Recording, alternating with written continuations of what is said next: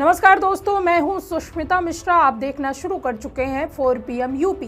क्या हुआ जब राहुल गांधी ने पीएम मोदी को घेरते हुए सदन के सामने एक ऐसी पहेली रख दी जिसे पूरा देश सुलझाने में लग गया। आखिर क्या 16 का राज जो प्रधानमंत्री मोदी को दिन रात बेचैन कर देता है?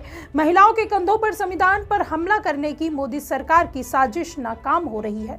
महिला आरक्षण पर संविधान संशोधन बिल गिर गया, यानी लोकसभा ने इस बिल को सिरे से नकार दिया। यह मोदी सरकार के 12 साल के शासन में पहली बार हुआ है जब कोई संवैधानिक संशोधन बिल लोकसभा में पास नहीं हो सका। लेकिन इससे भी ऐतिहासिक तब हो गया जब संसद में राहुल गांधी ने अपने भाषण को खत्म करते करते सदन में पहली बार पूछा, जिसने मोदी और उनके मंत्री को बुरी तरह से बेचैन कर दिया। इसके साथ ही राहुल गांधी ने मोदी को जादूगर बोलकर सरकार की पूरी पोल खोलकर रख दी। तो कैसे राहुल ने एक पहेली पूछकर बीजेपी में हलचल पैदा कर दी और कैसे परिसीमन बिल लाकर सरकार ने अपने ही पैर पर कुल्हाड़ी मार ली, सब बताएंगे आपको इस रिपोर्ट में। दोस्तों, आज सत्ता की आंखों में आंखें डालकर पत्रकारिता करना मुश्किल हो गया है। हमारे 4 PM नेशनल यूट्यूब और फेसबुक चैनल को, जिसे आपका प्यार और विश्वास हमेशा से मिलता रहा, उसे बंद करके सरकार ने यह साबित कर दिया है कि वो आपके सवालों से कितना डरती है। मुश्किल दौर है, लेकिन हम ना रुके थे और ना ही रुकेंगे। हम सच के लिए हमेशा लड़ते रहेंगे। ऐसे में 4 PM यूपी को आप लोग ज्वाइन करें और निष्पक्ष पत्रकारिता को जिंदा रखने के लिए जितना हो सके उतना हमारा आर्थिक सहयोग भी करें।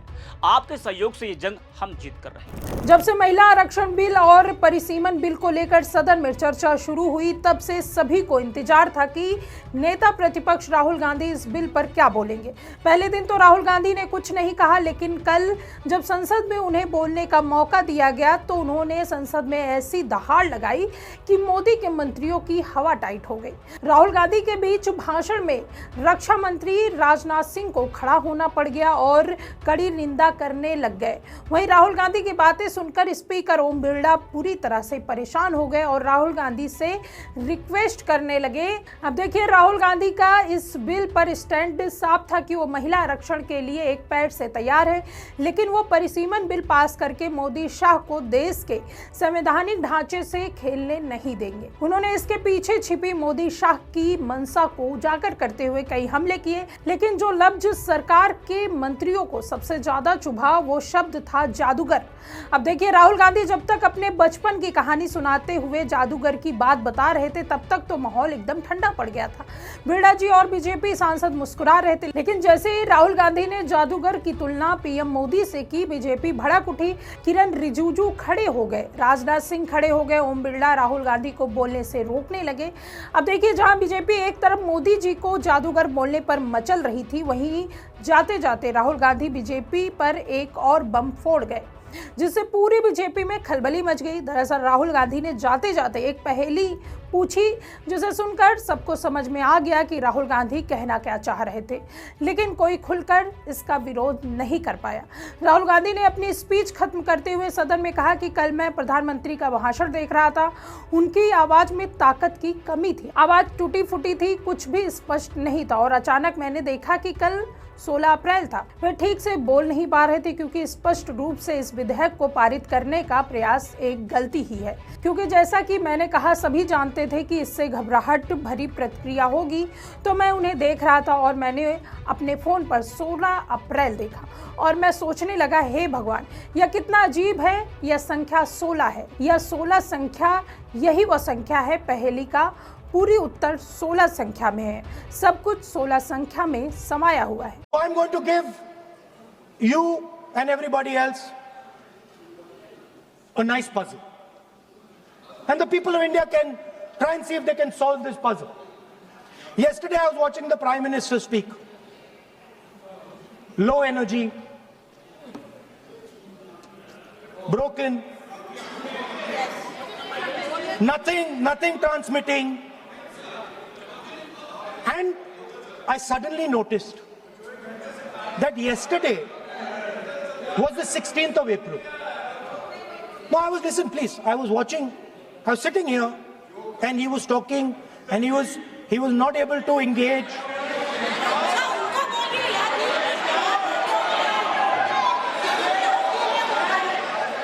He was not able to engage because clearly trying to pass this bill was a mistake because everybody knew there wasn't going to pass. Panic reaction, as I said.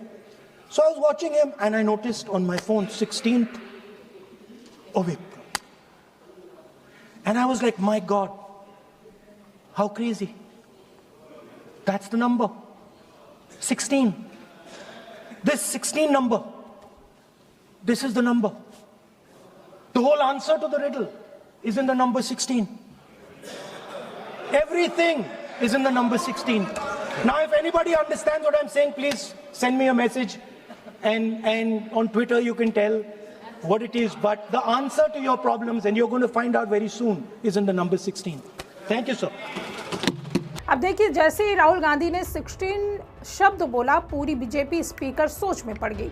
आखिर ये 16 से मोदी जी का क्या चक्कर है? 16 में ऐसा क्या था जिससे राहुल गांधी हैरानी में पड़ गए? आखिर राहुल गांधी ने एक पेपर में 16 लिखकर क्यों पूरे सदन को दिखाया? सदन के साथ साथ सदन के बाहर खड़ी मीडिया इस पहेली को सुलझाने में लग गई। तभी अचानक मीडिया वालों ने राहुल गांधी से पूछ ही लिया कि आखिर 16 का मामला क्या है।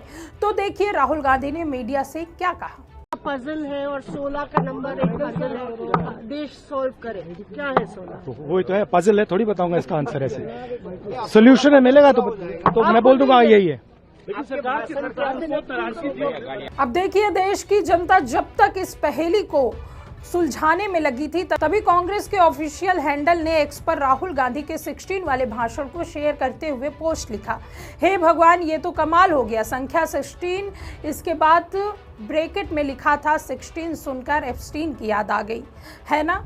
इसके अलावा कांग्रेस प्रवक्ता सुप्रिया श्रीनेत ने भी एक्स पर राहुल गांधी के बयान को शेयर करते हुए कुछ ऐसा ही पोस्ट किया, जहां उन्होंने साफ कहा कि 16 तो एप्स्टीन जैसा सुनाई दे रहा है। अब देखिए, एप्स्टीन वही नाम है जिसे सुनकर बीजेपी वालों की रूह कांप जाती है।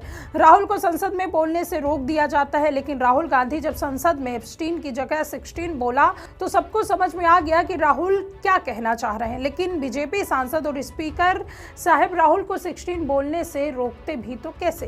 क्या जादूगर शब्द को असंसदीय बोलकर स्पीकर साहब की कम फजीयत हुई थी, जो अब 16 को भी असंसदीय घोषित कर देंगे? वही कम दिमाग भाजपा जो अब तक राहुल की पहेली को सुलझाने में लगे होंगे। उम्मीद है कि अब कांग्रेस नेताओं के ये पोस्ट पढ़कर समझ में आ गया होगा कि आखिर 16 का मामला क्या है। इस पूरे घटनाक्रम ने साफ कर दिया कि संसद में चल रही बहस सिर्फ एक बिल तक सीमित नहीं रही, बल्कि यह सत्ता और रणनीति की गहरी लड़ाई में बदल गई। एक तरफ नरेंद्र मोदी और अमित शाह यह संदेश देने में लगे रहे कि महिला आरक्षण उनके लिए ऐतिहासिक कदम है, वहीं दूसरी तरफ राहुल गांधी ने इसे महिलाओं की आड़ में चुनावी नक्शा बदलने की साजिश करार दिया है। लेकिन राहुल गांधी का साफ कहना था कि बीजेपी महिलाओं की आड़ में देश के चुनावी नक्शे को बदलने की कोशिश कर रही है।